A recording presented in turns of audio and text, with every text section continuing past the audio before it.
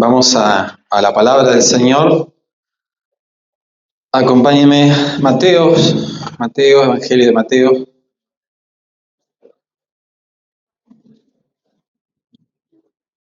XVI. Vamos a tirarlo más.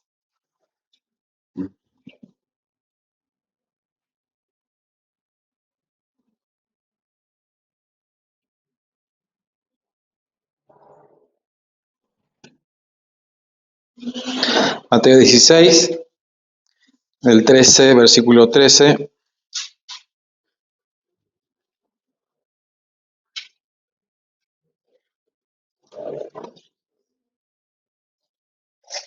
Mateo 16, bueno, a modo de título, es la iglesia en el plan de salvación, o el rol o la importancia de la iglesia en el plan eterno de redención. ¿Bien? ¿Cómo estamos? ¿Bien? ¿Estamos?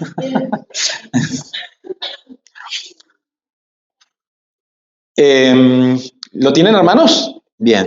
Muy bien. Vamos a leerlo en el nombre de nuestro Señor Jesucristo.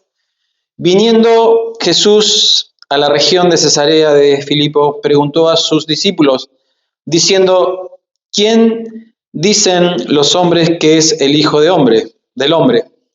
Ellos le dijeron, unos Juan el Bautista, otro Elías, otro Jeremías o alguno de los profetas. Y él les dijo, ¿y vosotros quién decís que soy? Respondiendo Simón, Pedro dijo, tú eres el Cristo, el Hijo del Dios viviente.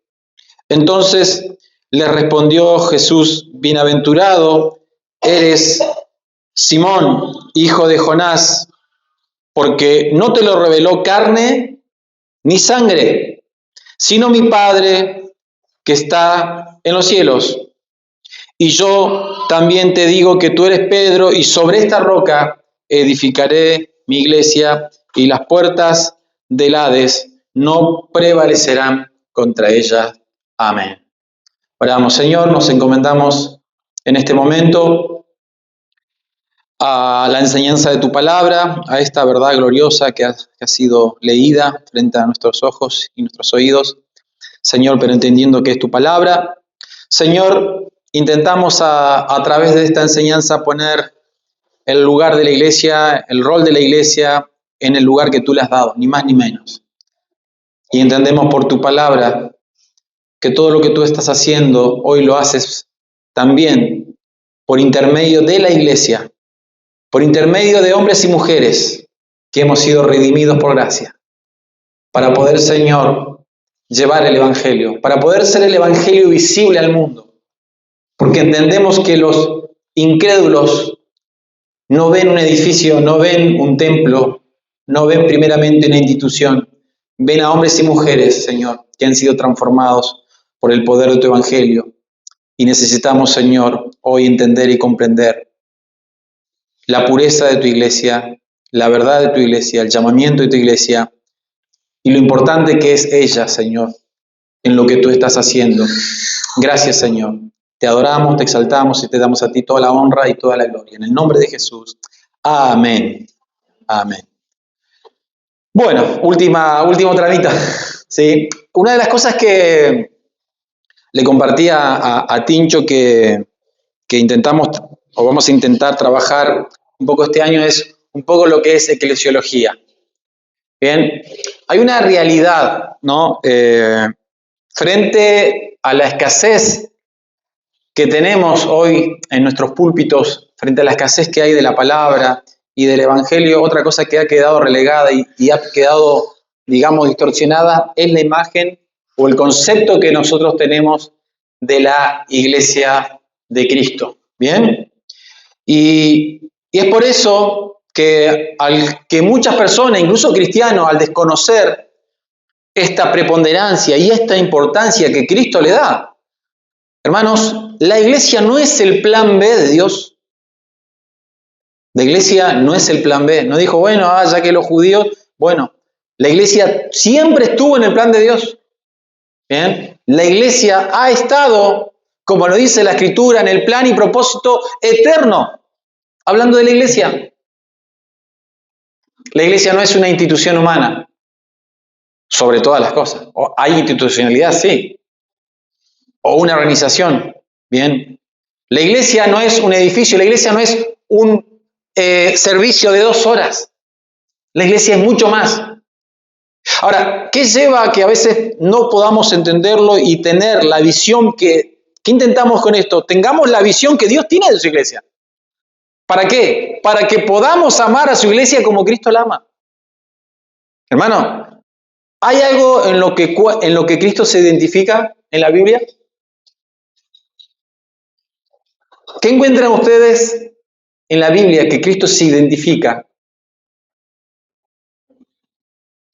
Cuando le habla a Saulo, le dice, ¿se acuerdan? Saulo, ¿por qué qué? Apa, ¿por qué me persigues? Pero, ¿Saulo a quién perseguía? A la iglesia. ¿Por qué me persigues? Le dice. ¡Wow! Hay un texto en la Biblia que a veces muchos lo toman de una manera muy social y a veces me parece que es más espiritual. En aquel día muchos dirán, Señor, y porque estuve hambriento, no me diste comer, ¿se acuerdan? Estuve solo, no me visitaste, estuve en la cárcel. Señor, ¿y cuándo te vimos hambriento? ¿Y cuándo te vimos solo? ¿Y cuándo te vimos? ¿Qué dice? Por cuanto no lo hiciste a uno de estos, ¿qué dice? Mis hermanos, más pequeños, a mí no lo hiciste. O sea, no está hablando de la caridad que podamos hacer y de terminar con el hambre de la humanidad, porque tampoco nos manda la palabra, ¿sí?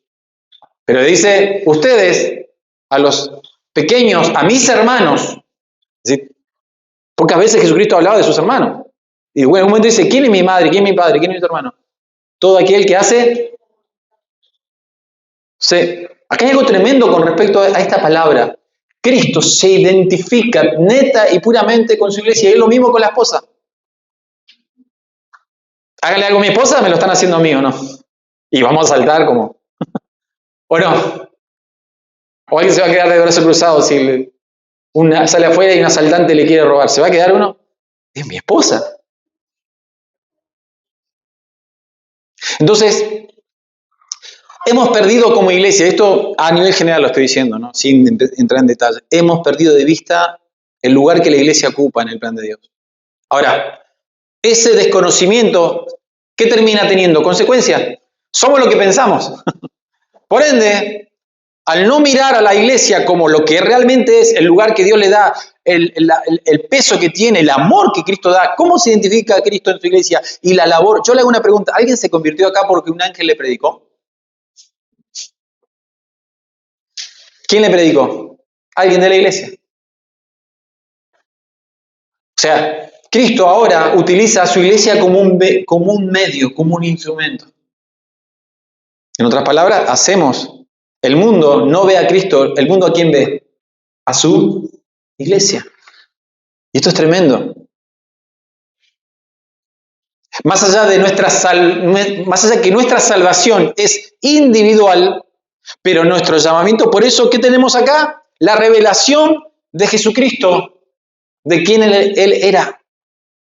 Y sobre esa revelación, luego, ¿qué le dice? Sobre esta roca, que es esa verdad, esa revelación general. En eso está apoyada la iglesia. ¿En qué? ¿Cuál es el fundamento de la iglesia? Cristo. ¿Y cuál es la verdad que proclama ese fundamento? Que Él es el Salvador, Él es el Hijo de Dios, Él es el Mesías, Él murió en la cruz por nuestros pecados. Y Él resucitó para nuestra justificación. Y está ahora en calidad de ¿qué? De nuestro sumo sacerdote. Intercediendo, sigue intercediendo por nosotros. Es nuestro abogado. Cuando nos preguntamos por qué tantas personas a veces que se dicen ser cristianas manifiestan a veces tanta indiferencia, a veces desprecio y a veces hasta maltrato a la comunidad de creyentes, ¿sí? Dos cosas, o no ha conocido a Cristo, o aún no ha venido a la Escritura y entender lo que realmente es la iglesia. Mano, de los distintivos, cuando a veces hacemos un checklist de los distintivos de un verdadero cristiano, de una persona que se ha convertido de vuelta, Porque a veces en la iglesia nosotros hacemos conversiones en masa, en el sistema fordiano, digamos, ¿no? Levante la mano, diga la oración de pecado, lo que siento Cristo en mi corazón, me repito pecado, ya es cristiano, está anotado en el libro de la vida. ¿Vieron que fabricamos cristianistas? Y ojalá fueran así. Yo siempre digo, mirá, si hubo alguien que estuvo en campaña, en mi rol de tecladista, hemos aquí. No había pastor en Neuquén que no me llamara ya por los 90 para tocar el teclado de la guitarra en sus campañas. Vi conversiones masivas, 300, 400, 500. A la semana no quedaban pero muy pocos. Pero un distintivo, y siempre me gusta recalcar porque necesitamos establecer, mire, las cartas, mucho del mensaje de las cartas, y más aún Juan, es que no nos confundamos, no te engañes. ¿Eres o no eres? Acá no hay punto intermedio. ¿Eres cristiano o no eres? Un distintivo de un cristiano es amor a la palabra. Segundo, un peso por la iglesia. Es algo inevitable, hermano. Si alguien dice, no, yo soy cristiano, pero bueno, la iglesia es opcional. No, dudo que te hayas encontrado con Cristo. Porque es inevitable. Conocer a Cristo, Cristo te va a llevar a su palabra. Y te va a llevar a su iglesia. Pero no como un mero oyente o un mero participador. Te va a llevar a su iglesia como parte de la iglesia. Yo soy iglesia. No asisto a una iglesia. Yo soy iglesia. Somos iglesia. No porque me siento un domingo, que está bien para escuchar un mensaje, sino porque Cristo me ha salvado. Pero hoy, lamentablemente, un cristianismo sin iglesia no es cristianismo. Una fe sin iglesia no es fe. Porque, ¿saben qué? Mucho de lo que Dios hace, si no me puedo decir todo, lo hace por intermedio de la iglesia. Y es tan así que la labor que hace la iglesia no la puede hacer ninguna otra institución humana. Muchas organizaciones humanas pueden dar comida, alimentos, está todo perfecto, ONG, pero no somos ONG, no somos club social, no somos club de amigos, no somos sociedad de fomento, no somos club de autoayuda para superar los problemas. Somos la iglesia de Cristo, somos el cuerpo de Cristo, somos el pueblo de Dios, familia del Señor, la esposa del Cordero, la novia que se está ataviando, esperando, santificándose, esperando a su Salvador y Señor, que vendrá un día con poder y gloria, trayendo juicio y retribución.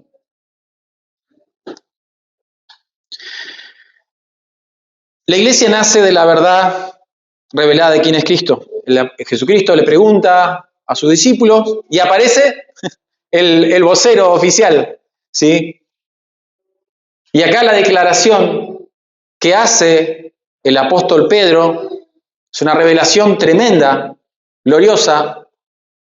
Recuerden que Cristo en su ministerio, él si bien se movía a las multitudes y hacía milagros, pero la revelación de quién de quién él era muy segmentada, ¿o no? ¿Quién fue la primera persona dentro del ministerio de Cristo que él se le revela? ¿Se acuerdan? Fue una mujer, la mujer samaritana. Con él estás hablando, le dice. Yo soy. Y en algún momento lo querían medio como coronar rey, se escapa, dice, no le digan a nadie. ¿Me siguen hasta ahí? O sea, la verdad de que él era el Mesías era una verdad velada al montón y revelada a algunos específicos. ¿Por qué? Preguntémosle al Señor. Hay una explicación obvia.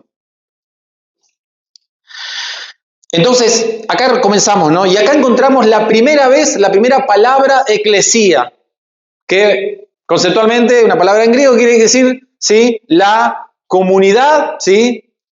¿Sí? Los llamados afuera. Incluso era una palabra más política que religiosa, la palabra eclesía. ¿Bien? La comunidad de los llamados afuera. La congregación incluso. Bueno, incluso en el Antiguo Testamento se habla del pueblo de Dios como la congregación, ¿sí? Como la asamblea. Pero acá era una palabra políticamente usada, pero no en el contexto. Y es la primera vez en la Biblia que encontramos la palabra iglesia. Los convocados, los llamados afuera, congregados a salir de un lugar a establecerse y a reunirse. Entonces, primer punto, estamos en Mateo 16. Algunos comentan, ¿sí? Le dice, ¿quién dicen los hombres que es el Hijo del Hombre? Y creo que por esta pregunta y por la respuesta a esta pregunta va a ser juzgado todo ser humano. Por la respuesta que tengamos a esta pregunta. ¿Quién es Jesús? ¿Quién es Jesús? Hoy, digamos, salimos a la calle y preguntamos, bueno, acá en una cultura cristiana, cristianizada, ¿quién es Jesús? No, es un profeta, es un maestro, es el Señor. Pero lo que declara el apóstol Pablo es una verdad gloriosa, profética, pero también es la verdad sobre la cual se sustenta la iglesia. La iglesia, ¿de dónde proviene? De una verdad. Cristo es el Señor, Cristo es el Mesías, Cristo es el Hijo de Dios. Ese es el fundamento. Cristo es la roca, el fundamento, y sobre el cual los apóstoles siguieron edificando, construyendo y propagando el Evangelio. La gran verdad era esto, que Cristo es el Señor y que murió y resucitó por nuestros pecados al tercer día. ¿O no? No andaban con muchas vueltas. Esa es la verdad. Y luego la respuesta, arrepentíos y creer en el Evangelio. Y eso fue el mensaje que los apóstoles lo mantuvieron y lo hicieron. No transaron el Evangelio, no buscaron adular los oídos, no le prometieron a los oyentes una mejor vida, ¿sí? No le prometieron, ¿sí?, prosperidad, hablaban el Evangelio, llamando a los pecadores al arrepentimiento, ¿sí? Entonces, una cosa son las opiniones humanas, una cosa es el conocimiento. Nosotros, nuestra cultura es cristianizada, festejamos, ahora viene Semana Santa, ¿no? Y todo el mundo lo celebra ahora. Y acá son 3 días de vacaciones, 4 días de fin de semana. Nada más que eso. Navidad, otra historia más. Y obvio, sí decimos es una oportunidad para anunciar y predicar, pero la gente no quiere saber nada, no le interesa. Esa es nuestra realidad. Entonces, más allá de que estamos en una cultura cristianizada, ¿sí?, la realidad es que el mundo no conoce. Y lo peor es de otro, que no quieren saber nada con Cristo. Por ahí les va a interesar si les vendemos y los ofrecemos un Cristo terapéutico, un Cristo como el mago de la lámpara, ¿cómo se llama? Que brotamos y nos concede los deseos. Entonces, una cosa son las opiniones humanas y otra cosa es la revelación divina. Y la pregunta que nos hacemos sobre esto también es importante.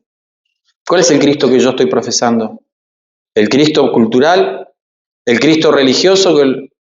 ¿O el Cristo resucitado? ¿El Cristo revelado? Y de ahí que proviene, porque a veces cuando hablamos de fe, a fe no es solamente asentir, decir, yo sí, la verdad que me convence, qué lindo mensaje, está bueno, creo en ese. ¿Qué dice Santiago? ¿Tú dices que crees? Sí, los demonios también creen. Y peor aún, tiemblan. Y se van derechito al infierno.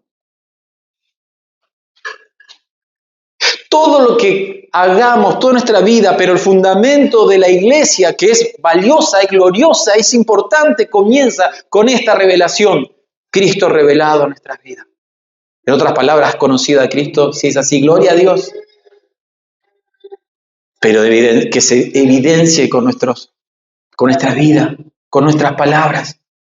Porque si no, solamente es un Cristo como No, algunos dicen que unos dicen que eres Juan el Bautista, otro Elías, y sí, porque habían unas profecías que el Elías volvería, y esto que acá, y que si no era Juan el Bautista, y esto, que el espíritu de Elías, otro que Jeremías. O sea, la opinión pública, pero no la verdad. Y acá aparece Pedro, ¿sí? ¿Y ustedes quién dicen? El apóstol Pedro dice, Simón Pedro, tú eres el Cristo, el Hijo del Dios viviente. Hermanos, recuerden que casi todo el mensaje o la idea central en toda la Biblia es Cristo, pero en el Nuevo Testamento es el Cristo ya que vino y que murió y que resucitó. Ese era el mensaje central de los apóstoles. Y ese es el Cristo revelado que también se le revela a Pablo, cuando va camino a Damasco, al cual Jesucristo le dice: Saulo, Saulo, ¿por qué me persigues? Hermanos, y a veces no hace falta perseguir a la iglesia, a veces nuestra falta de compromiso, a veces nuestro desapego, nuestro abandono es lo mismo. ¿Por qué desprecias a mi iglesia? Despreciar a la iglesia de Cristo básicamente sería despreciar ¿a quién? A Cristo mismo. Hay dos cosas con que Cristo se identifica: con su palabra y con su iglesia. Despreciar la palabra de Dios es despreciar a Cristo mismo. ¿O no? No, yo amo a Cristo, pero no me hables de la Biblia. No, yo amo a Cristo, pero dejá, la iglesia no, es secundaria. Son unos loquitos que se juntan ahí los domingos. No, la verdad que no lo entiendo. ¿Están seguros? La iglesia se edifica sobre esta verdad revelada de quién es Cristo. Es decir, lo que la iglesia es, la misión de la iglesia no se va a definir por la cultura, ni por programas, ni emociones, sino por su doctrina cristológica. Quizás hemos estado acá cuántas horas y hemos hablado y todo termina ¿en dónde? En Cristo. Podemos entrar por varias maneras y todos caminos, pero todos los caminos nos conducen a Cristo, hermano. Y mi idea es que hoy usted se vaya saturado de Cristo, porque es lo único que yo vengo a predicar de Cristo. Porque a Él me debo, porque es su iglesia. Y Él me dice: anúnciame a... No, ¿se entiende? Tus logros, tus conquistas, tus historias, tus sueños, no me interesan. Habla de Cristo. Y es lo que necesitamos, saturar nuestros púlpitos del nombre de Cristo, de la obra de Cristo, de la gloria de Cristo, de la majestad de Cristo, del amor de Cristo, de la redención de Cristo. Es lo único que yo quiero y es lo único que yo necesito. La iglesia es edificada soberanamente por Cristo. Este texto, que es el central acá, obviamente le dice: bienaventurado eres Simón, hijo de Jonás, porque no te lo reveló carne ni sangre, sino mi Padre que está en los cielos. Hay un texto en la Biblia que dice que nadie puede llamar a Jesucristo el Señor si no es por... ¿el qué? Por el Espíritu Santo. Y bueno, nosotros nos quedamos preguntando, pero ¿cómo? Si es Cristo el Señor, lo decimos de una manera hasta trivializada, pero en el contexto de la Iglesia Apostólica, decir que Jesucristo era el Señor equivalía prácticamente a ponerle un precio a tu cabeza. Era decirle al romano: vení, cortame la cabeza, prácticamente. ¿Podía salvar? Sí, podía, porque Dios podía hacerlo. Y por eso que la obra de Cristo y la persona de Cristo, por eso dice que para la cruz, la muerte de cruz era ¿qué? Era vergüenza, era escarnio. Pero acá está lo importante, hermano. Cuando Cristo ha sido revelado a nuestras vidas. Y lo vemos al apóstol Pablo, Cristo revelado. Cuando dice ahí en Gálatas: más cuando le plació a Dios, que me escogió desde el vientre de mi madre, revelar a su Hijo en mí. No tuvieron una experiencia mística, no tuvieron los apóstoles. ¿Cómo hacemos para que esta gente esté dispuesta a dar su vida? No tuvieron un encuentro con la religión, tuvieron un encuentro con el Señor. Hermano, ¿ha meditado en aquel que estaba colgado en la cruz? Cuando Cristo fue colgado en una cruz, habían dos hombres, dos delincuentes, uno a cada lado. ¿Bien? ¿Se acuerdan?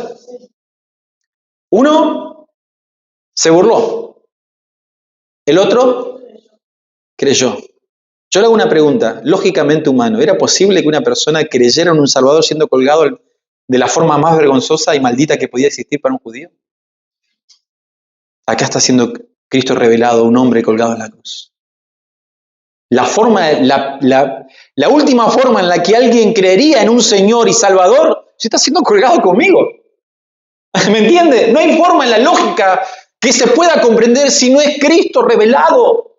Ese que estaba colgado en la cruz, que dijo: nosotros realmente merecemos estar aquí. Acuérdate de mí cuando véngase en tu reino. El Padre le reveló al Hijo estando ahí en la cruz. No es que era más inteligente que el otro. No era que tenía su libre albedrío. No. Su libre albedrío lo dejó colgado en una cruz. Pero fue la gracia de Dios lo que llevó a verlo al Cristo que estaba juntamente con él, muriendo de la forma más humillante y más vergonzosa que podía existir, porque la cruz, el madero, era maldición para el judío. ¿Se acuerdan? ¿Y creyó o no creyó? No era un manotazo de ahogado. Cristo revelado. Y ese es el Cristo que predicamos. Qué maravilloso que es Cristo. No fui a hacer un curso para conocerlo a Cristo. No fui a hacer un curso cómo nacer de nuevo. Solamente que un día, estando muerto en pecados, en mis delitos, Él me salvó. Y mis ojos espirituales fueron abiertos. Y por un lado pude ver mi inmundicia, pude ver mi maldad, pude ver mi transgresión, pero también a través de esos ojos pude ver a Cristo colgado en un madero, derramando su sangre para pagar mis multitudes y millones de pecados. ¿Y saben qué? No es que pagó mis pecados hasta que llegué a la iglesia, pagó todos mis pecados, todos. Los pagó Él en la cruz del Calvario. Esa es la base del Evangelio y esa, ¿saben qué? Es el fundamento de la iglesia. Nunca perdamos eso. Estamos aquí para predicar de Cristo, no para entretener personas. Como dice algún pastor, estamos para alimentar ovejas, no para entretener cabras. Pero créanme que quizás no seamos populares y no sean las multitudes. No llenaremos auditorio en iglesia, pero ¿saben qué? Aquí Cristo es predicado. Cristo es exaltado y glorificado porque es su nombre. Y en su nombre en el que nos congregamos. Y luego será, como dice la Escritura, y Dios añadía a la iglesia. Cada día. ¿Quién añadía? ¿Las estrategias humanas? ¿Los métodos? ¿El pragmatismo? No. Dios añadía a su iglesia. Los que habían de ser salvos. Edificaré. Esta palabra es gloriosa. Y yo te digo, Pedro, bueno, acá el catolicismo romano tomó que Pedro, esa palabra, roca, piedra, bueno, ahí hay un entrevero ahí, sí, pero vamos a hacerla bien sencilla. Lo que está diciendo es sobre la declaración, ¿bien? De que Cristo es el Señor. Sobre esa declaración se establece la iglesia. Es el fundamento. Dice, yo edificaré. Amén. ¿Qué está haciendo Cristo ahora? ¿Edificando quién? ¿Tu casa, mi casa, tu reino, tu reinito? ¿Tu propósito, tu sueño, tu meta? ¿Qué está edificando Cristo? La iglesia. Hermano, intento solamente a través de estas sencillas palabras que podamos abrir nuestros ojos y mirar lo glorioso que es de que el Señor nos da una comunidad de fe. La iglesia no es digna por su cantidad de miembros, por su logística, porque tiene un escenario y luces. Recuerden que las iglesias primitivas, ¿dónde se reunían? En las casas. El templo fueron hasta que el templo estuvo. El año 70 el templo desapareció. Las iglesias se reunían en casa. Porque lo que hace la iglesia no es su infraestructura, por más grandilocuente que sea, sino que es su fidelidad a esta verdad de que Jesucristo es el Señor. Es decir, Él es el Señor, Él es Dios. Y esto también es bueno para quienes trabajamos en el ministerio. Dice que Él está edificando a su iglesia. ¿Bien? Lidiamos con muchas cosas. Hay que lidiar. Y nosotros, como lo mismo que hablábamos hoy con respecto al matrimonio, a la familia, con los hijos, adolescentes, es nosotros hacemos esta parte, pero la parte, digamos, más difícil la hace el Señor. ¿Bien? Si no, nos tenemos que andar peleando con todo el mundo y que andá, que vení, que garrotazo viene, nada. Predica el Evangelio, exhorta, redarguye, reprende con toda paciencia y doctrina. ¿Por qué? Porque la palabra sembrada, si es un creyente, en algún momento va a ser obra. Y si no hace obra, Dios lo va a disciplinar, lo va a agarrar, lo va a estrujar un poco y ahí, porque Dios tiene que hacer con nosotros. ¿Bien? Como un padre amoroso disciplina a sus hijos. ¿Bien? La iglesia es el plan de Dios, no un plan de hombres, no un plan B, no un atajo, no un plan improvisado. Dios siempre tuvo la visión y la idea y el proyecto de la iglesia en la eternidad. En la eternidad. Cristo es nuestra piedra angular y la iglesia está fundada sobre ese fundamento. ¿Bien? Ahora fíjense que Él está edificando su iglesia. Alguien puede decir, bueno, voy a la iglesia del hermano tanto, del pastor tanto. Si hay algo que me gustó mucho de la teología reformada es que nos pone a los hombres en el lugar que nos tiene que poner. ¿Sí? Es más, nos humilla. ¿Sí? Porque lo que hace la teología reformada es le da toda la gloria a Dios en todos los aspectos, en la salvación. ¿Sí? Y nosotros nos vemos como meros ministros por gracia. ¿Sí? Pero ni el que siembra ni el que riega es algo. Nadie puede llevarse la gloria. Toda la gloria es del Señor. Somos colaboradores de Dios. Ministros del nuevo pacto. Ministros de reconciliación. Pero la iglesia dice, mi iglesia. Cuando el apóstol Pablo llama a los ancianos en Éfeso, le dice, apacentad la grey del Señor, en la cual Él ha puesto por obispos. ¿Qué ha pasado hoy con la iglesia contemporánea? El hombre se ha apropiado de la iglesia de Cristo. Y es tiempo de devolverle la iglesia a Cristo. Con un gobierno bíblico, un gobierno plural, como intentamos trabajar en cada una de las iglesias. La iglesia es de Cristo y nos tenemos que repetir todos los días eso. La iglesia es tuya, Señor. Es tu iglesia, es tu iglesia, es tu iglesia. Nosotros somos efímeros y pasajeros, pero Cristo gobierna su iglesia. Nosotros somos un granito de arena en la playa, nada más que eso. No hay lugar para la soberbia, no hay lugar para la gloria humana. Hoy que hay todos son apóstoles y arcángeles y serafines y profetas y ungidos y toda. No, hermano. Edificaré mi iglesia. Él lo está haciendo, aún a través de la palabra, o a través del testimonio, o a través del servicio de hombres débiles, de hombres falibles, de hombres que se equivocan, que nos equivocamos. Esa es la realidad. Pero qué glorioso cuando la Escritura dice que cuando somos débiles, entonces somos fuertes. ¿Sí? Y algo que hace el ministerio, por eso muchas personas a veces le esquivan al ministerio, porque ¿sabes lo que hace el ministerio?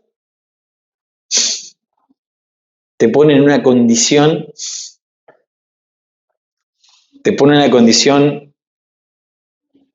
pareciera, desde la perspectiva humana, ojo, desde la perspectiva humana. El ministerio nos pone en una condición en desventaja, desde la perspectiva humana. Pero de la perspectiva divina, benditos son los pies de los que anuncian la buena nueva de salvación. Cuán hermosos son los pies. Bien, es verdad. Porque ponerse en la brecha, es complejo y difícil, pero yo oro, hermano, y Dios quiera que de aquí de esta iglesia salgan varios pastores. Venimos a predicar el Evangelio y a decirle, hermanos, a los ojos de Dios, esto es fundamental. Dios no toma a su iglesia a la ligera. Dios no toma a su iglesia como algo de tradiciones de hombres. Dios está edificando a su iglesia y esto es maravilloso. Y fíjese que luego dice que las puertas del Hades, es decir, todas las potestades del mal, toda la fuerza del mal, he aquí yo estoy con vosotros todos los días hasta el fin del mundo. Las puertas del Hades no van a prevalecer. Hemos visto sucumbir a la iglesia, hemos visto pasar muchas cosas. ¿Cuántas noticias nos han llegado de los terroristas han matado, masacrado cristianos o no? ¿Usted cree que Dios perdió? Dios no pierde. Le contaba a los hermanos el domingo pasado en Neuquén, le decía, usted imagínense que, ahora que estamos con todo el tema de las bombas, cayera una bomba acá porque se apretaron mal un botón y las coordenadas, y el mundo diría, uy, qué catástrofe, se murieron 30 cristianos. Para el mundo, desde la perspectiva humana, desde la perspectiva divina, pasamos todos a la gloria eterna, hermano. O no buscas eso, no quieres eso, encontrarte con tu Señor. El Espíritu y la Iglesia dicen bien, ven. Eso es lo que el Espíritu produce en nosotros, pero no con un deseo de escapismo, me quiero ir de acá, no, estamos acá, estamos con los pies en la tierra, es lo que intentaba decirles hoy en la charla de matrimonio, pero estamos con la mira puesta en las cosas de arriba. Hermano, a veces el mundo ha seducido nuestras vidas, nuestras almas. El mundo nos ha atrapado y estamos cómodos en el mundo. Pero creo que si el Señor en su gracia nos permite seguir viviendo y a veces recibir y ver las acechanzas del pecado, aún el pecado en nosotros, eso asqueroso, inmundo, para que no nos atrapemos, no nos endulcemos, no nos sintamos cómodos en el mundo, porque no somos de este mundo. Y eso es algo que la naturaleza de Cristo produce en nosotros. Estamos en el mundo, pero no somos de este mundo. Y nunca nos vamos a sentir cómodos en este mundo. Pero mientras estemos aquí, hagamos la obra que el Señor nos ha enviado, hermano. Bien, la iglesia es victoriosa. Siempre ha sido victoriosa. Al apóstol Pablo le cortaron la cabeza. Era prácticamente joven si lo miramos desde... Dijo, yo sé que el tiempo de mi partida está cercano. He acabado la carrera, he peleado la fe. Los tenían claro. Ya hice lo que tenía que hacer. Hermano, usted y yo no vamos a ir de este escenario terrenal el día que el Señor lo diga, pero que podamos decir, como el apóstol Pablo, he acabado mi carrera, he peleado la batalla de la fe, por lo demás me espera la corona de justicia, la cual Dios ha preparado, no solamente a mí, sino a todos los que aman, ¿su qué? Su venida. Porque la iglesia de Cristo es propiedad de Cristo, no se deja seducir por el mundo.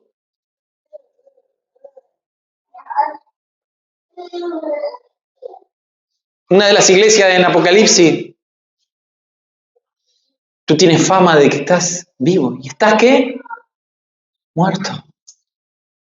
Tenía actividades, tenía agenda, conferencias bíblicas, retiros, seguramente. Pero Dios dice, estás muerto. Porque había sacado a Cristo del centro.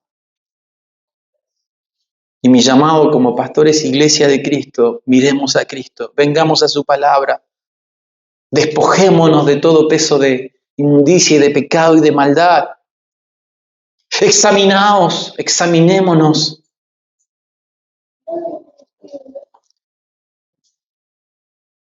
Y hay algo tremendo, y con esto termino, yo lo compartí también hace un par de semanas, que es ¿por qué la iglesia es importante? Ya algo lo dije al comienzo, porque Cristo se identifica con su iglesia, como parte de... Es decir, Cristo es la cabeza y tiene un cuerpo, la iglesia. Es su propiedad, es suya. Y acá un punto, lo que le hagamos a la iglesia se lo hacemos a Cristo, y lo que no hagamos a la iglesia no se lo hacemos a Cristo. Fin de la discusión. Fin de la discusión. Cuando Dios habla, nosotros... Pero hay algo muy importante. ¿Por qué la iglesia ocupa un lugar? Porque la iglesia, acompáñenme a Efesios.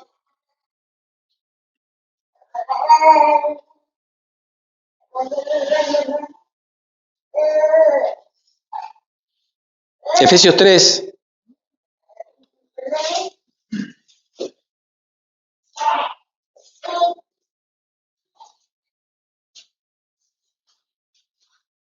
Versículo 10.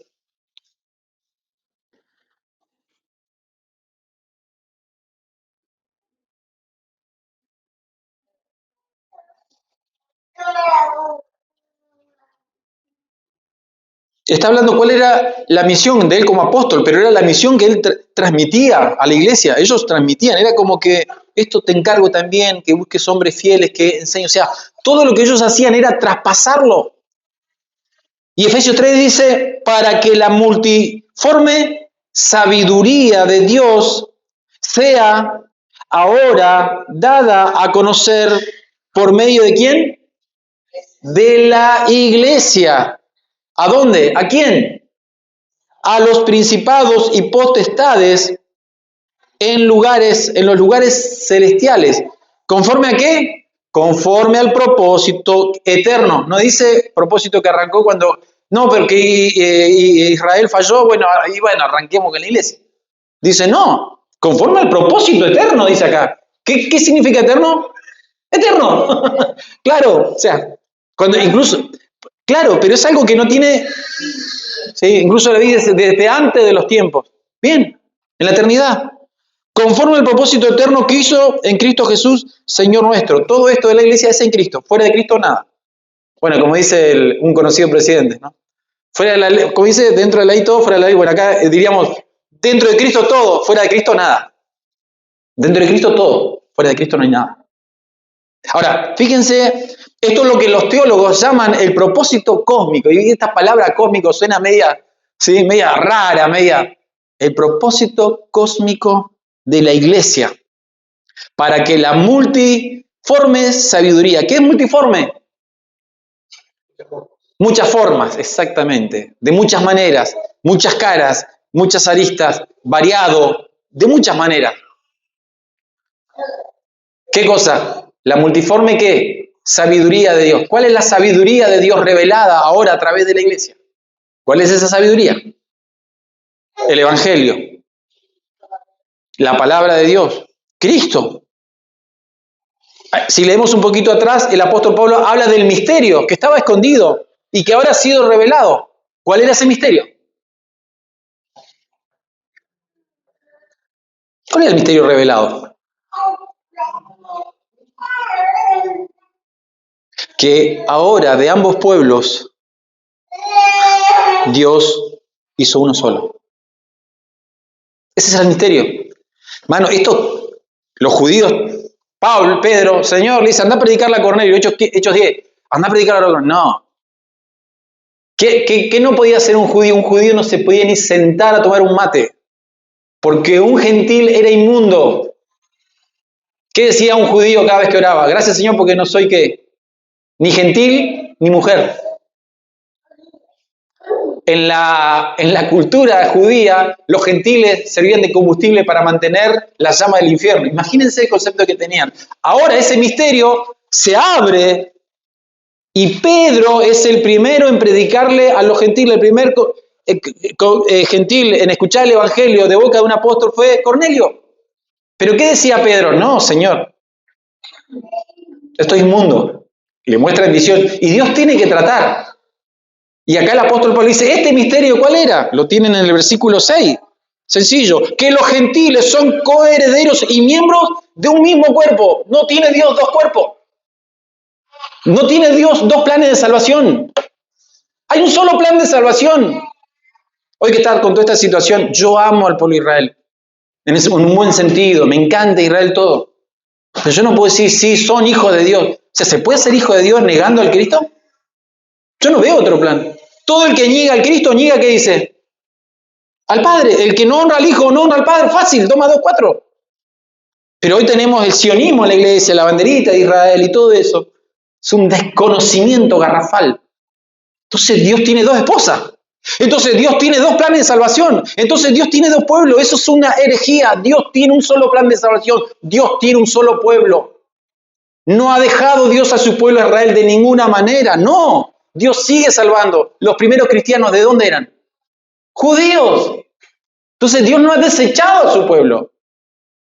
Pero ahora hay un solo pueblo. Porque no es judío lo que le hace en la carne, sino el judío, ¿cuál es? Dice Pablo. Todos los que son, ¿qué? De Abraham. ¿En qué? En la fe. En la fe. Y ese era uno de los misterios grandes que había en el Antiguo Testamento. ¿Cómo? ¿Cómo Dios va a salvar a los gentiles? Y luego viene acá la labor, y esto todo está conectado a la iglesia, Dice, para que la multiforme sabiduría, es decir, la sabiduría de Dios que está centrada en sí, como dice el otro versículo, Cristo, sabiduría y poder de Dios, pero manifestada como salvando a pecadores, llamando por gracia, escogiendo a personas que no querían saber nada con Dios. ¿O no? A personas que todos nosotros estábamos enemigos. Mi libre albedrío me iba a llevar solamente a pecar. Pero la gracia del Señor me alcanzó y transformó mi corazón. Ahora, esto es tremendo, dice que, claro, no voy a decir nada nuevo de que la labor de la iglesia es predicar el Evangelio, amén, de llevar la palabra a los confines de la tierra, amén, pero acá sucede algo tremendo, es que el universo entero, fíjese que dice, a los principados y potestades, ¿lo está leyendo conmigo? Bien, pregunta, ¿se tienen que convertir los principados y potestades? No le va a salir nada raro, igual que dice tranquilo. No. Y habla de ambos, principado y potestado, tanto las huestes celestiales del Señor, tanto las huestes de maldad. ¿No? Principado y potestades quizás. Dice, de que la iglesia ahora proclama, ¿sí?, la sabiduría, es decir, a todo el mundo espiritual. No solamente damos testimonio a hombres y mujeres, la iglesia es la vidriera de la gracia de Dios a toda la humanidad, a todo el universo, a todo el cosmos. ¿Por qué? La gracia de Dios. Los ángeles deseaban verla, los profetas anhelaban, dice, ver de esa gracia destinada, porque no la entendían. Y ¿saben qué? Me temo que la iglesia contemporánea todavía no termina de comprender la gracia de Dios. Fuera dada a conocer por medio de la iglesia a los principados y potestades. ¿Qué sabiduría? ¿Cuál es la sabiduría de Dios? Pecadores reconciliados, enemigos que ahora son convertidos en hermanos, personas que son transformadas por el Evangelio. ¿Sí? Todo esto se vislumbra, ¿sí?, cuando ven a la iglesia de Cristo. La redención, el plan de redención no solamente era salvar a pecadores, el plan de redención era también que revelar la gloria de Dios a todo el mundo y a todas las potestades en todos los lugares. Qué maravilloso esto. Entonces, ¿yo puedo tomar a la iglesia a la ligera? No es perfecta, claro. Y renegamos a veces con la iglesia. Y a eso nos agarramos la cabeza con la iglesia. Pero es nuestra iglesia. No es perfecta. El Señor la sigue santificando, pero Él la sigue edificando. Y porque es imperfecta, Él tiene que cumplir su rol de sumo sacerdote, intercediendo, para fin de presentarse una iglesia sin mancha y sin arruga. Es maravilloso lo que Dios tiene.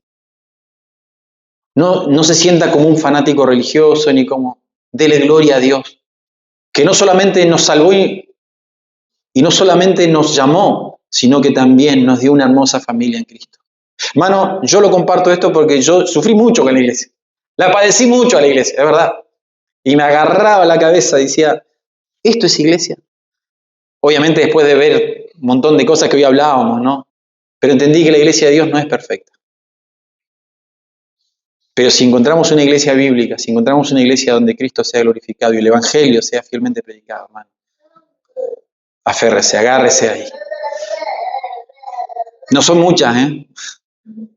Hay muchas a las cuales, como dice la Escritura, son sinagogas de Satanás. Hoy pasa eso.